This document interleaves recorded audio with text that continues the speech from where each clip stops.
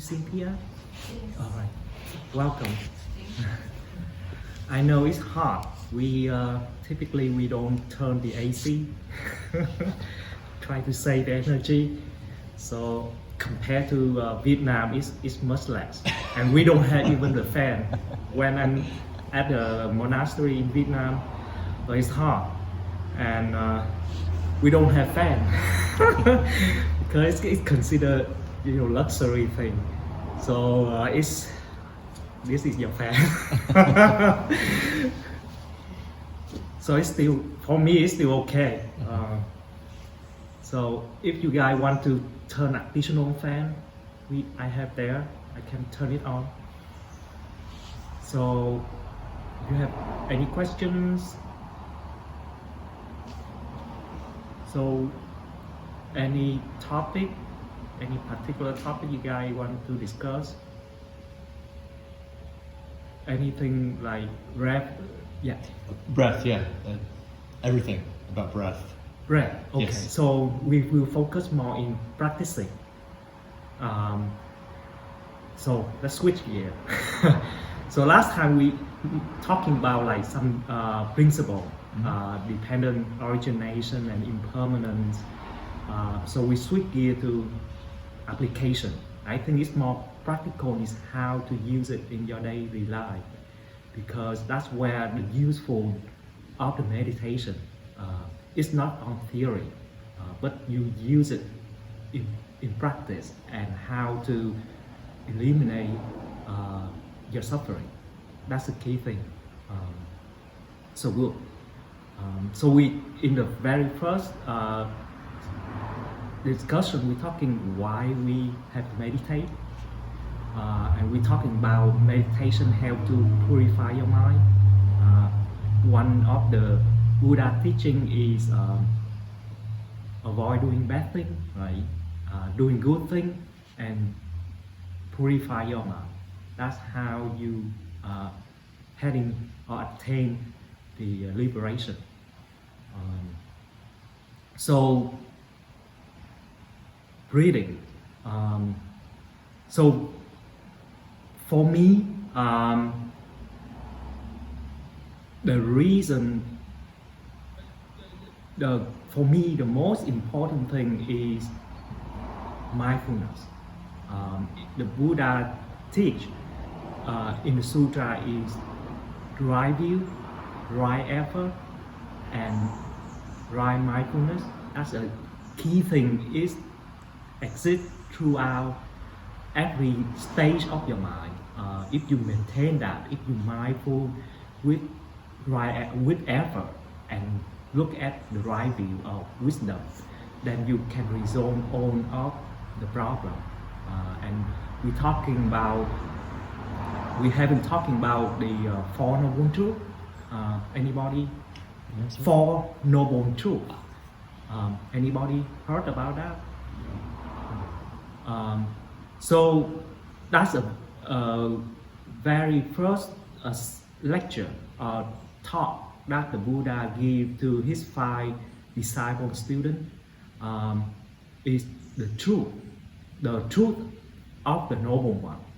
The Buddha considered himself as a noble one, and the 4th truth is the truth of suffering, the nature of suffering, and the cause of suffering. The suffering is happen with the cause, not without. So he will tell you what is the cause, lead to suffering, and then the cessation of suffering. He say that there is a cessation. That means you no longer suffering by abandoning the cause. So the suffering is a consequence of the cause. By abandoning the cause, then automatically you don't have any suffer. The suffer will go away. And if he stopped right there, then it's not really much useful. Because then how? Question next is how you going to do that? How you can abandon the cause? And that's the Four Noble Truth, is the path lead to liberation, which is the Noble Form path. So that's the Four Noble Truths. So now we're talking about the how. Even though it's important to know the cause, because you have to know the cause before to know why you have to do it. It makes more sense to me in that way. So the key thing, so I will go directly on the Four Noble Truths. So he say the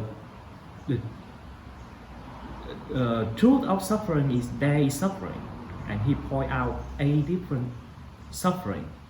In general term is birth is suffering, aging is suffering, sickness is suffering, death is suffering, and then the other 4 is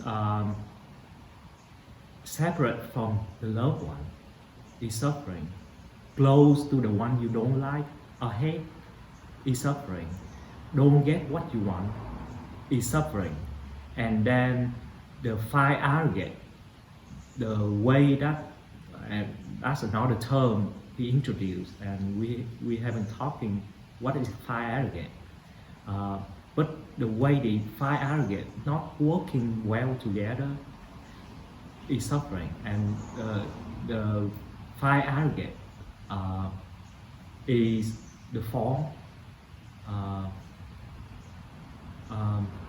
in terms of like talking about human being, our body is a form, physical substance element, and the next one is feeling. The next one is perception. Feeling is like what you feel. It has 3 different kinds of feeling. It's pleasure feeling, displeasure feeling, or it's neutral, neither pleasure or displeasure. And perception is what you perceive, think. And the 4th one is fabrication of mental formation. So what you thinking, plan, this judgment, those things is fall under like mental formation. And the 5th one is consciousness. So he lists, even though in the first talk he not list what is the 5 arrogant, but different talk he explained more on that. But those 5, if you look at that, is more like related to human being, right? What your body, your feeling, your perception, what you feel, what you perceive outside the world, and your consciousness, your mental formation, your thinking, those are subject to suffering, because he point out the cause. The cause is craving. In a way, he say it clinching, like you try to attach or hold on to those. That cause this suffering.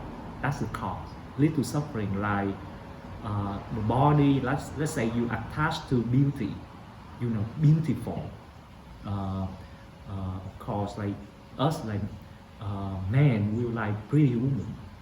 So we attract to beauties, or certain thing we attach to, like appearance.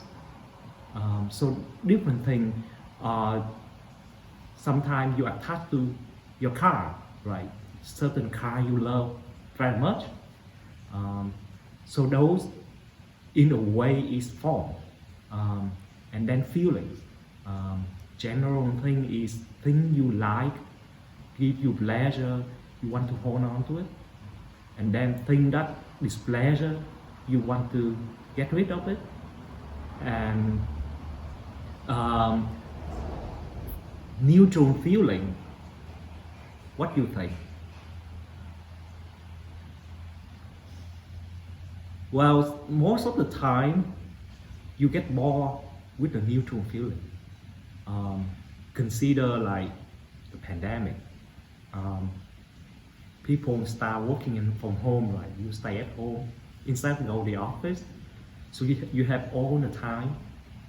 Pretty much you can be no pressure, I mean, from the office, but you be at home, but you always looking stimulation, something to do, even though, you know, your mind be, you know, calm and quiet, should be good, but you tend to searching for some activity, some searching for stimulation.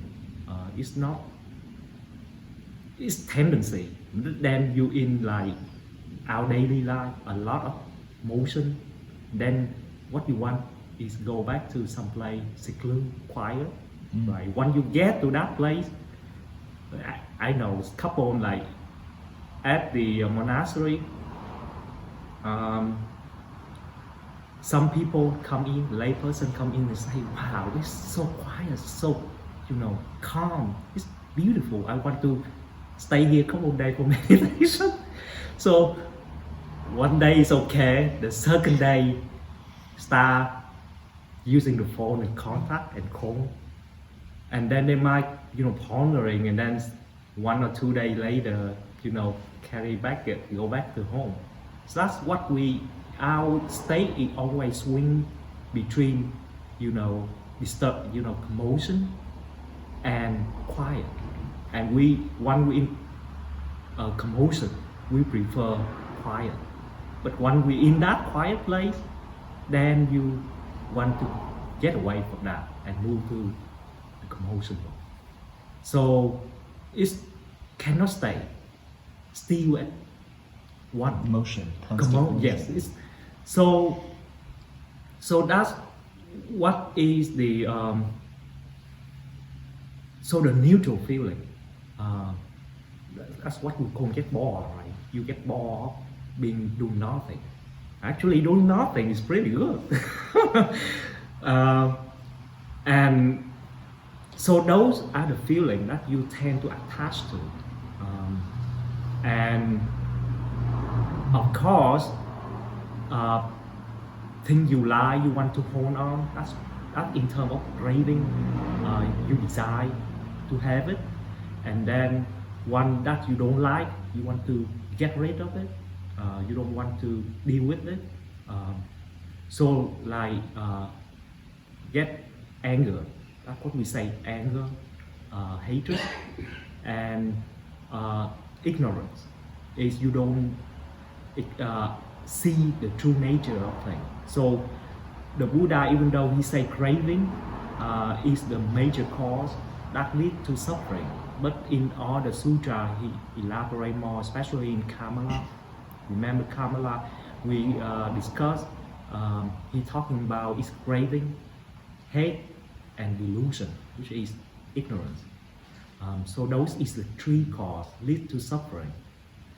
And then once you abandon the craving, or you abandon the clinging to that attachment, then automatically the suffering will cease. And the path he lists is a noble path, the start out with the right view and right intention. Some translations say right thinking. And after that is right speech, right action, right livelihood, and right effort, right mindfulness, and right concentration. So those things is the path that lead to liberation. Is it sequential? Not sequential, even though it's in a way concurrently. It's not like one after another, but they will support to each other. Like mindfulness require effort. If you don't have effort, you will not have a mindfulness. Or without mindfulness, then your speech, your action, I remember we talked about karma and action. The karma three source is through your speech, through your action, your body action, and through your mind, what you're thinking. So the first two, right view and right thinking, is related to wisdom. The wisdom of seeing the right view, so the true nature of things. That is important, because with that right view, then everything follow that. If you have a wrong view, which lead to wrong thinking and lead to wrong action and speech and so on. So that's why wisdom is the important thing. It's the key thing that lead to liberation. Not the concentration. Those concentration is important, but in the Sutra, the Buddha say the wisdom is actually the one that liberates you from wrong view, from ignorance. So that's why it's always start first. And so the first two is right view and right thinking.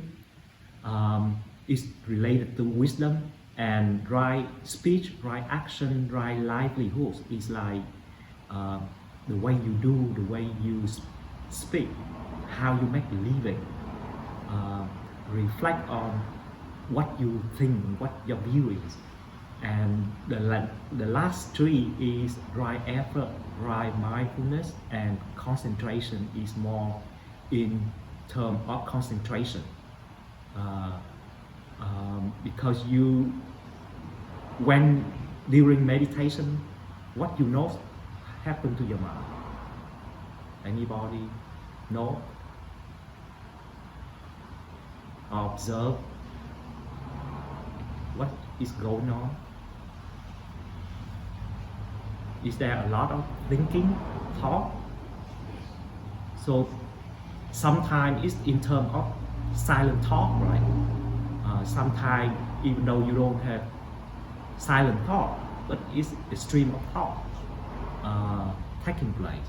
So that's is the happen if you observe. That's why meditation, you go back and observe what's going on in your mind. You will see that your mind tends to pondering, thinking,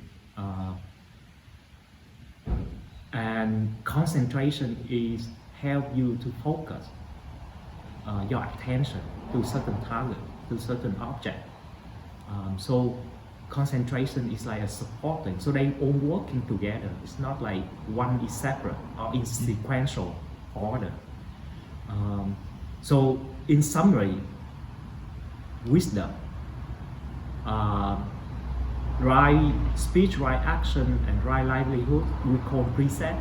Precept is the rule, what you should do, what should not do, precept. And the last one is concentration.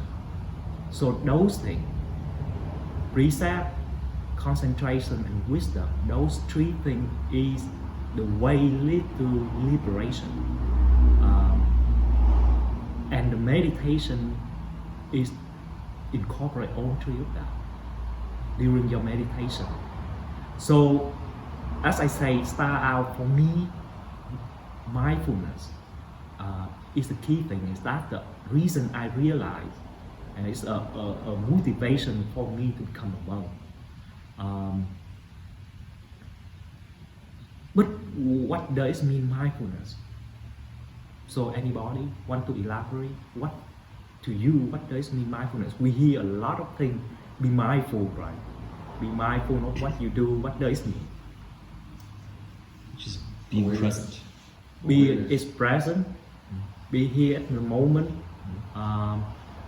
Okay. Anything else?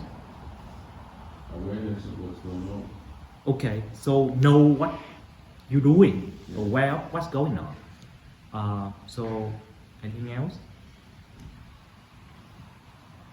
I think it's It's similar to what we said. It's trying to strip away all these preconceptions, patterns, autopilots. How you can kind of sleep through life sometimes. Okay. The brain does these things for efficiency, right? You can brush your teeth without even thinking, but sometimes it can bring you on not the right path and Right. proceeding. So let's take example, brushing teeth. Yeah. It's very simple, but are you really mindful when you brush your teeth? Are you really aware of what you are doing?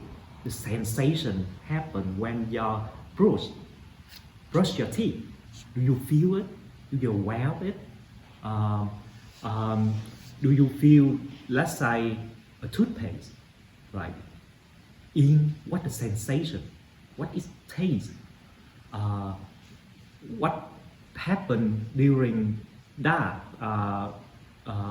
So those, like you say, is at the present because you aware of what's going on.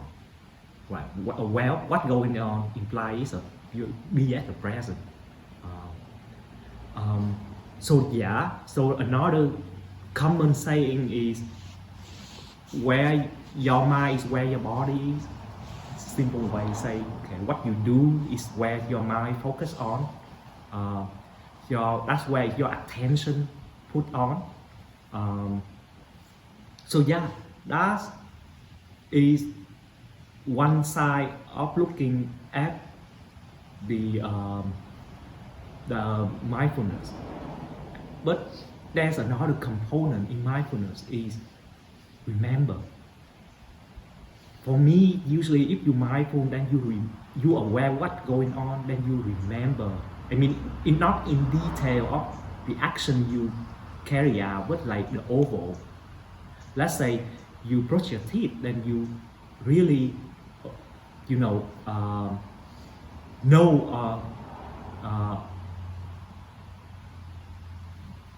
the whole process. Like you brush your teeth, the remember of like what you do, what you did.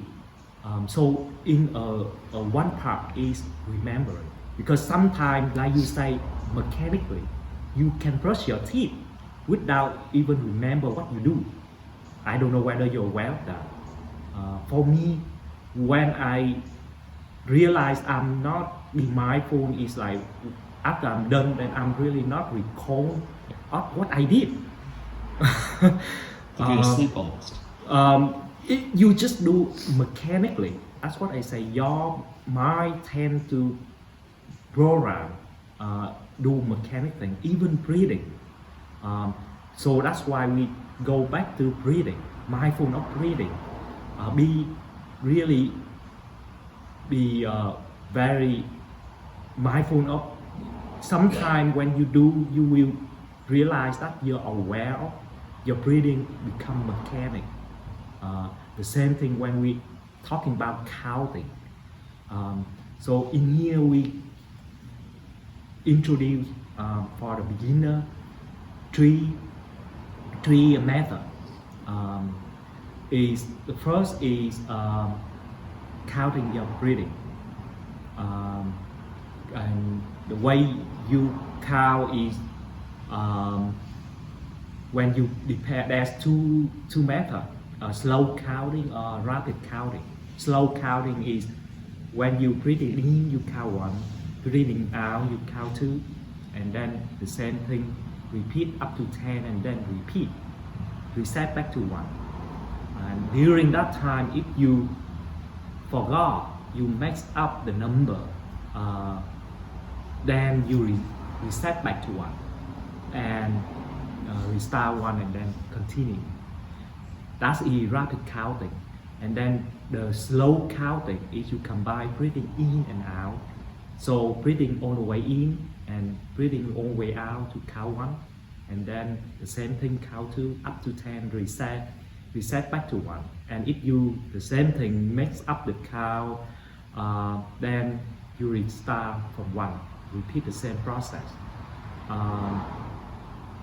And if you practice, and I realize using those methods, there's a purpose for that. It's because Like we say, if you observe during meditation, your mind tend to ponder.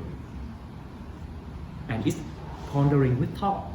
It's thinking this stuff and this stuff. And let's say your target of meditation, you want to focus on is your breathing. It's not stay there. It will stay attention for a couple, I don't know how long, some people maybe 5 minutes, maybe like 1 second, 30 seconds, then it's spin up, thinking something. And then maybe for 5 minutes, you realize, whoops, I'm thinking something, not supposed, so I should focus on the breathing, and you pay your attention back to your breathing, but then it's the same thing repeat. So the counting is a tool to turn your attention from one to another. So you want to put your attention to your breathing so that your mind not pondering. But apparently your attention or you're not mindful enough to keep the attention on the breathing. That's why you forgot and do spin up. So the counting enhance the slight additional labor. You have to do more tedious thing by put more attention on the breathing. So you observe, aware of your breathing, and do a counting. Keep it busy so that your mind keep attention on that instead of go out, speed up, and pondering.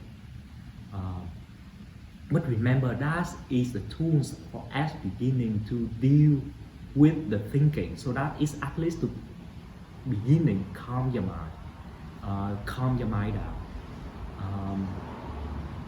Because remember, mental formation is one of the aggregate that actually is the key thing that lead to attachment.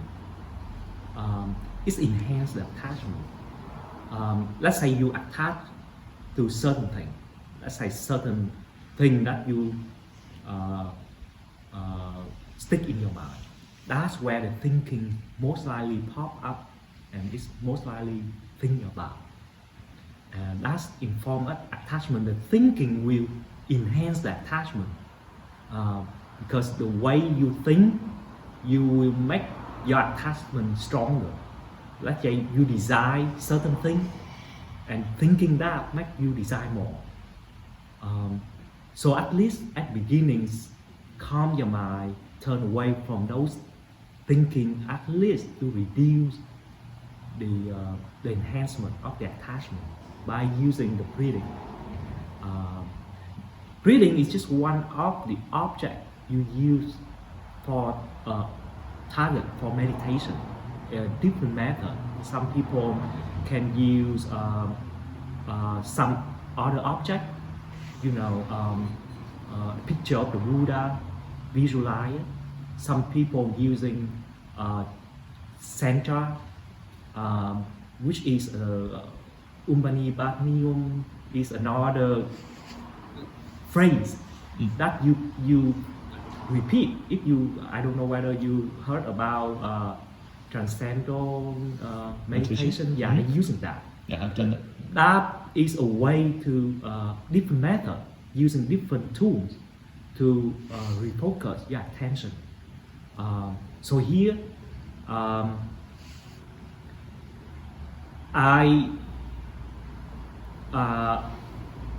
after, based on my experience, the breathing is the most convenient one because it's always there. You don't have to create it. You don't have to create your breathing. If you don't breathe, well, what happened? You die. You dead, right? So it's always there. It's just because you're not mindful of it. So you don't have to become active process, like for example chanting, mantra. Then you have to create that sentence because that sentence is not naturally occur in your mind. So you have to repeat it frequently enough until it sticks to your mind. That's why I say active process. The breathing is there, it's always there, and you can always go back without an effort to create it. So that's why I prefer the breathing versus the other method. And it's always come with you. It's always there. Wherever you go, you breathe. So you can use the breathing as the object meditation anytime, anywhere you go.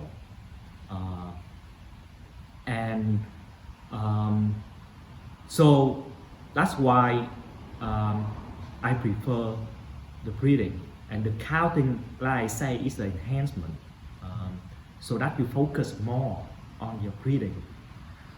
But as I say, counting can be mechanically you can count, and amazingly, if I don't know what, for me at certain time I can count without even think, fully aware what you say. Let's say one, are you feel really aware of the word you say one in your head silently? Sometimes, and if you practice without mindfulness, it's become mechanically counting, and that's not what we want. Mindfulness is you have to aware of your counting, and then the same thing for breathing. You have to really much aware of your breathing. And so how you recognize your breathing? I think silly questions, right?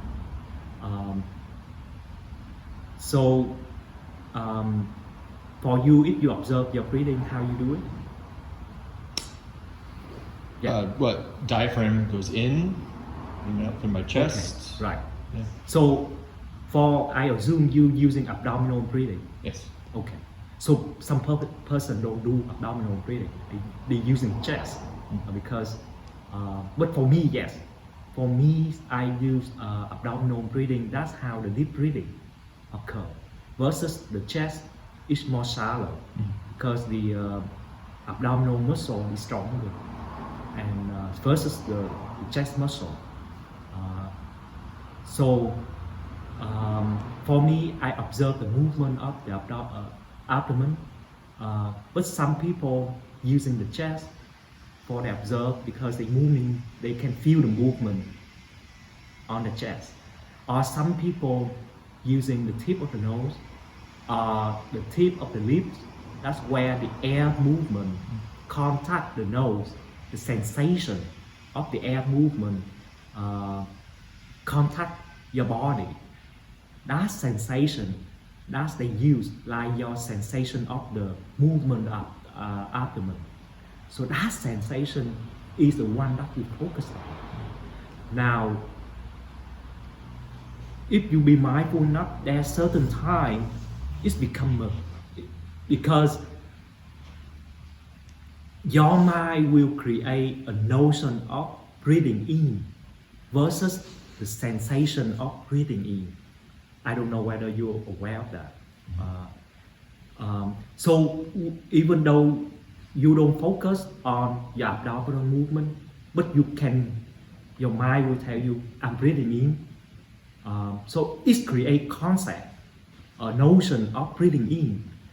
And then the same thing, you breathing out, even though you don't observe the movement of the abdomen go all the way out, but your mind will tell you, oh, I'm breathing out. Now, if you focus on that, my advice should not, because that's a very vague sensation, because it's more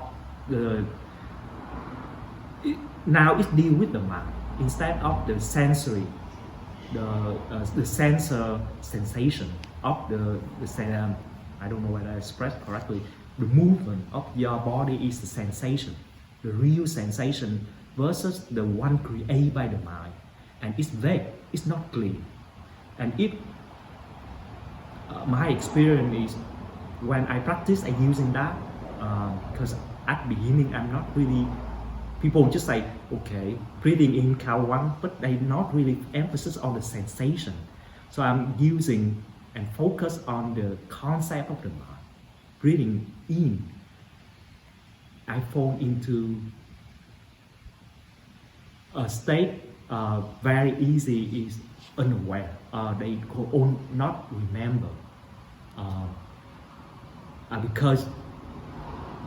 because you focus on the mental creation of the mind instead of the actual sensation taking place in your body. So that's why I say when you do aware of your breathing, focus on the sensation. Doesn't matter where you pick, the abdominal, the chest, the tip of the nose, feel the sensation. That is the indication of whether it's breathing in and out. So that's a key thing, on the sensation. Not focus on the concept created by the mind. So the next method, so that first method is counting method, right? So it's deal with when your mind is really disturbed, a lot of thinking taking place, you want to calm it down, you do with that. But when it starts calming down, counting is active process, it's not natural. And tendency your body say, it's active process, I don't want to count it. It will automatically stop the counting and focus on the next method we call is trace the path of your breathing. Where your breath goes, that's where your attention or where your awareness follow that. So when you breathe it in, let's say you trace the path of your breathing, the air going in right through your nose, go back to your throat, down to the chest, and then even though it's not go all the way down to abdomen, but it's like you feel it's probably come down there, but no, it's not. It stops right at the chest. So the same thing in the reverse order, right? The movement, the air comes from the abdomen, go up to the chest and throw back out to your nose. So trace the path of the breathing. That's what the method said. So some people will pick 3 points, tip of the nose, and then somewhere in the chest and the abdomen, and they observe that.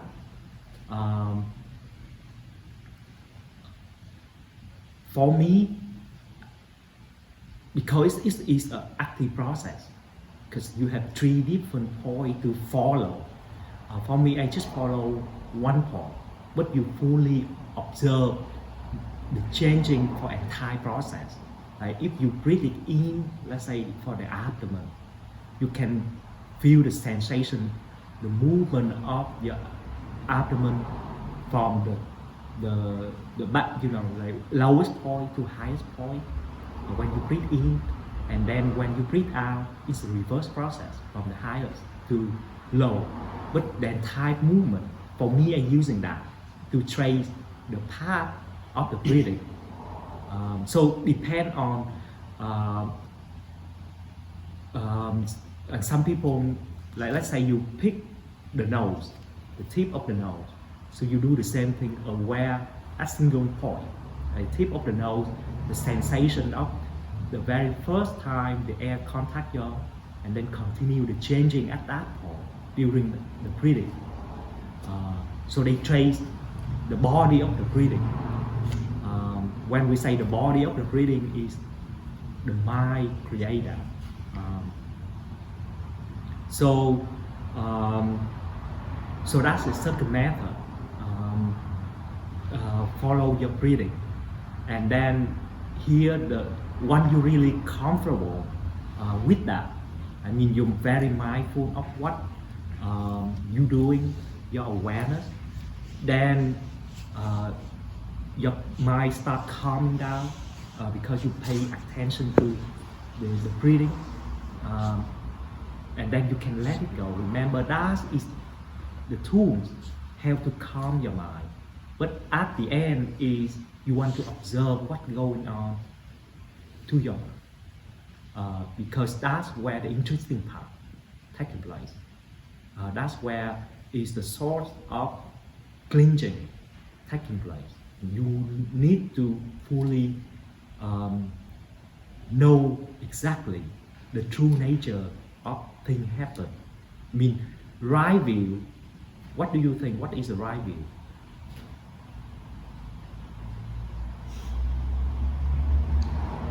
Any? I heard somebody say that he didn't say what the right view was, but they said if you're judgmental, then you don't have the right view. So it's absolute judgment. Well, judgmental, some can be right, some can be wrong. Not all judgment is wrong, or not all of them is right. But for me, the right view is know exactly the thing the way it is. That's the right view. Like if your mind, if you anger, you know you are anger. That's the truth. You know the truth. Beside right view is different thing, but know the truth, know exactly what's going on. That will at least set up you to the right view. You don't get deluded about things not happen and you think it's happened. Or thing happen you don't know it's not it's happened. Let's say if you anger, some people don't realize they anger. And if you observe the mind start first, right? The anger start in your mind, and then if you're not mindful, you not realize its existence. Then what it leads next to is to body action, right? You hit, you do some violent thing, or through speech, you talk. But some people aren't even mindful, so they do it without knowing that no action is the result of their anger. Until it's already done, then they reflect back, then they realize, oh, you know, I'm doing a stupid thing, I say a stupid thing, but it's already done. So mindfulness, if you mindful, very mindful, then you catch right at the beginning when the anger rises in your mind. But if you're not mindful, then it will fall through to your body. And if you observe carefully, and I don't know whether we're talking about four mindfulness, four foundation of mindfulness. So the one of the sutra the Buddha teach is four ways that you can train your or develop, cultivate your mindfulness through four objects, four foundation is body, feeling, mind, and Dharma. Dharma is like a phenomenon, and we can talk more in terms of what Dharma. But like your body, focus on your body, and then the feeling, mindful of your feeling, mindful of your state of mind, and mindful of the phenomenon in terms of like noble truth, impermanence, dependent origination, those things. So, and if you observe, well, it starts with the mind first. Let's say anger. The state of anger appears first in your mind. And then you will, if you're mindful, you will get it there first. But if you're not mindful, you will see the anger reflect a change into your body. Let's say your face get tired, your heart pounds fast, you feel hot. Those change in the body. Typically, you're not mindful what change in the body, but if you're mindful during the meditation, you're mindful of what going on to your body, then you can feel those abnormal, and you can recognize the change, and you say, it's not normal, suddenly I feel hot, and you mindful of that, then you can at least get back and realize I'm angry. So from the mind, it's reflect through the body, but if you not recognize and the feeling like anger, the emotion of anger, you don't aware of that, then it subconsciously lead to action. What you do, you hit, you bang on certain thing. But if you recognize that and reflect on that, say, I'm in the anger mode, at least you can stop. So those is the training of your mindfulness. So that at the beginning you are not that much mindful of what's going on, and that's what you practicing.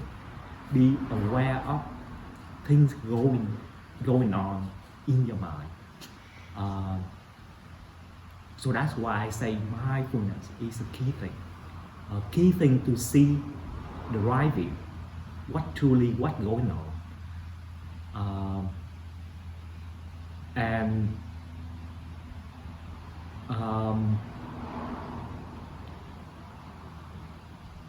For me, there's another part in terms of mindfulness.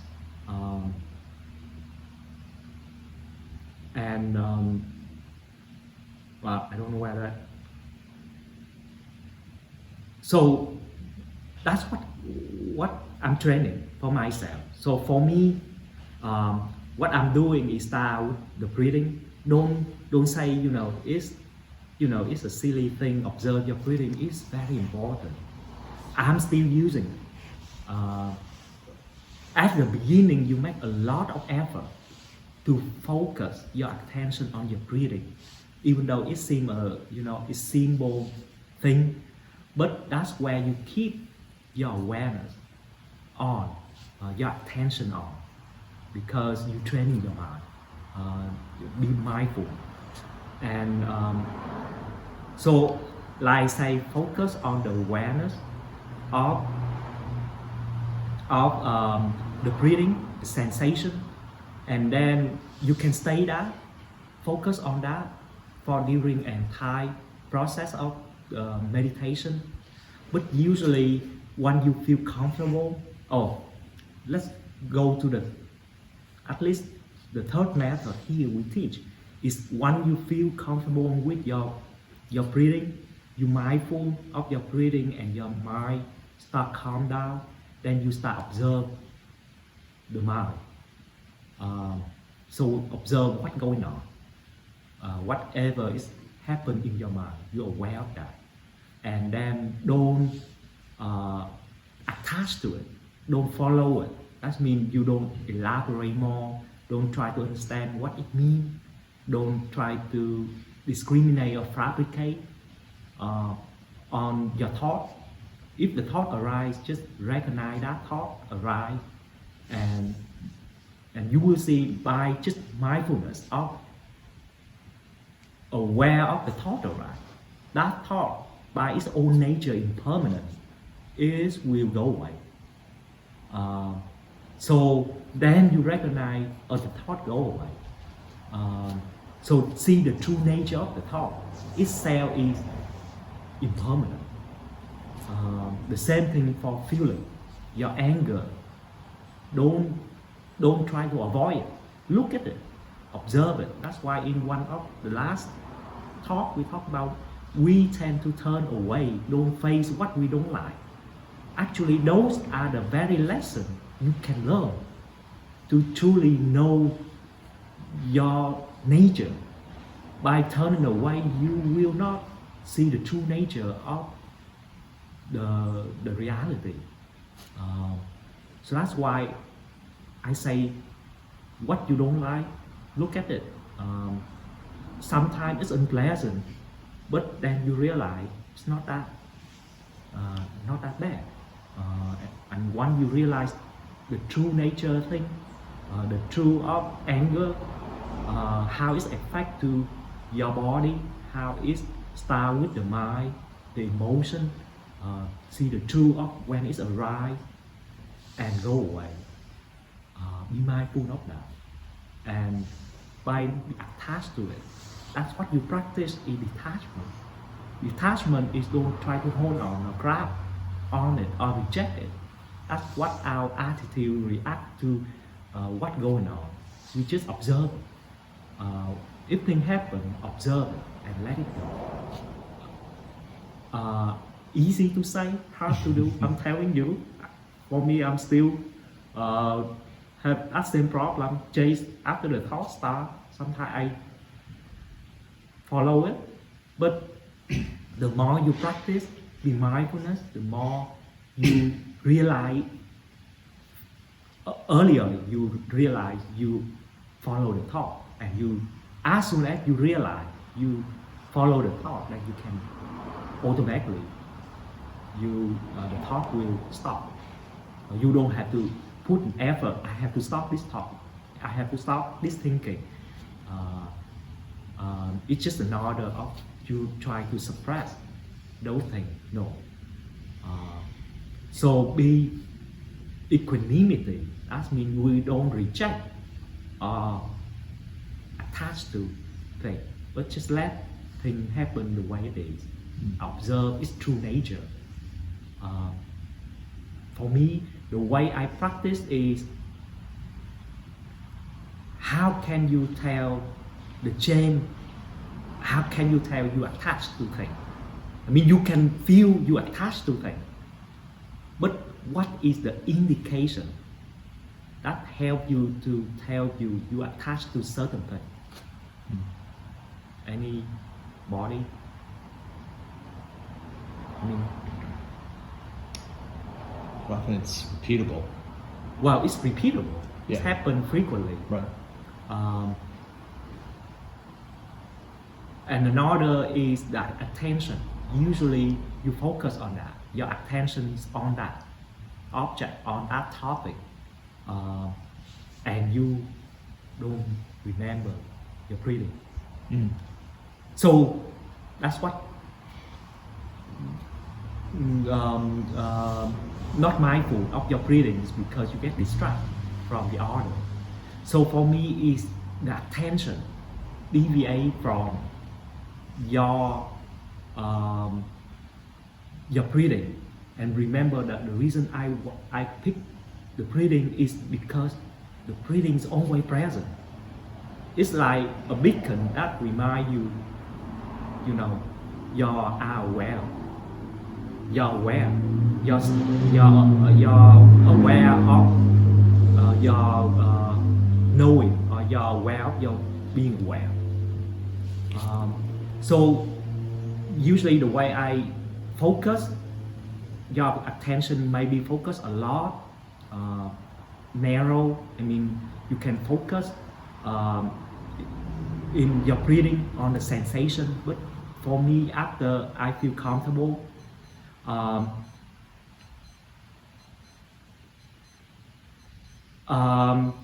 because when I when at the monastery, that's the method we were instructed. Just let it go. But for me, when I practice on breathing, I have a target. My target is my breathing. Now, the third method say, let it go. Then what your attention is target on. That's why I keep asking, then not your breathing, then what you focus on. For me, I have to focus on something. Because you say focus on your thought. I mean, your mind is come and go. I mean, it's not like intangible, it's a tangible thing that you can focus on. It's intangible. And how you can focus on something intangible. So that's why as couple of years I have hard time to say how can I focus. I mean, I can aware of the thought arise, but how can you just pay your attention without focus on something? And what I realize is, if you don't have a target, your attention tend to fade away, it wane away, and you tend to fall into sleepiness or drowsiness, or you fall in a state of not remember of what you're doing. It happens when you count too. When you count, if you don't pay attention on your counting, it will become mechanic. You don't remember of your counting, even though it's mechanically count, but you don't remember. That's why you lost the number or skip the number. So that's happened to me is what you put your attention on, and that's why I say I have to focus on the breathing because I know, and it's the bad part. It's not. I know that the breathing is a tool, and at the end you have to let the tool go, because otherwise the tool is the attachment. You happen to use a tool now is tool not the one that you are attached on. So just like you have a sickness and you have a medicine, the medicine is supposed to cure the sickness, and now it's cured the sickness and it's become make you believe, oh, the medicine is so good, I keep taking that medicine and eventually become sick because of that medicine. The same thing, if you attach to the counting, then that counting itself is the attachment. That's the very thing that we want to get attached on. Besides, we own so many attached things we attach to. So that's why some people say counting is not good, because you tend to easy or using the breathing. But for me, well, it's a method. But then how you can detach from your breathing, that's a key thing. I think we will, I don't know, I mean we can keep talking on for hours, but maybe the next part is how you actually not put your attention on your breathing, but you still aware of your breathing. It's like you use your breathing to lower the noise, but there's that one last step when you've emptied most of the noise. That breathing itself is a little bit of noise itself. So how do you take that last step out? Because there is, when you practice, you can feel your effort. Focus your attention on your breathing, and then when you don't have any effort, putting your awareness on your breathing, but you still aware, and that is the very thing we want. We still want to aware the breathing, but you don't want to put an effort, pay attention on that. That's the key thing, because we put an effort, it's an effort, the active process, and it's good for the beginning because that's active process, trained to help to calm your mind. But then at the end, that active process is compulsive. You don't want that. You have to let it go and become it's passive. By passive, I mean it's become nature. You're just aware of your breathing without putting effort on that. But you're still aware of what thing going on. What do you do when you have anger? Is a good example. So you find some anger. It's a thought that's impermanent and it's floating past you. You're observing it, and maybe you have an insight because your mind's quieter now. And you know that you have a right view on the anger, maybe perhaps. But if you unpack that, you're focusing so much. Do you just note it and observe it, and then after meditation you think more about and deconstruct your insight? It's not necessary. I will tell you another story. It's not necessary that during meditation you don't investigate or contemplate. Of course, only do that for a purpose is to address your attachment. Let's say you have the attachment and that thought keep popping up repeatedly. Now, either you can keep ignoring it, right? But you will not know soon enough it's come back. Or rather you want to investigate and say why it's happening. See the cause of it. It doesn't mean that you not your investigation get you detached. The very thought, if you're aware of that thought, it doesn't mean that having thought is not good. Not aware of that thought arise is not good. So you can think, you can contemplate, you can investigate, but if you're fully aware of its present, then you might not be attached to it. You can fully aware, okay, this is the current thought, I'm thinking this. I'm fully aware of that. You have control of it because you intend to do it, rather than it's because you do it out of attachment. You do without aware of it. I don't know whether it makes sense. It is.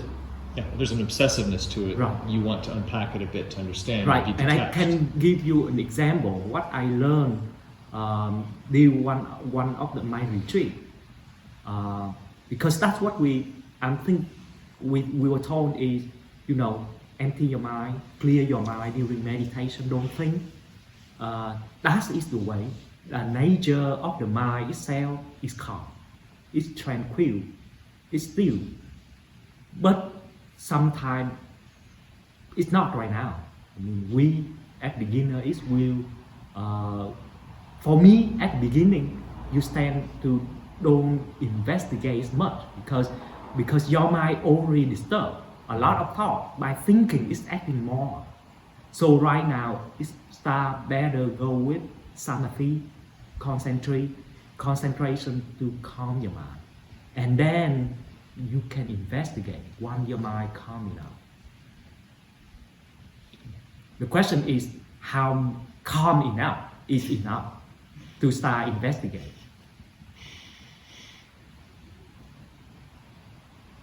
Any questions?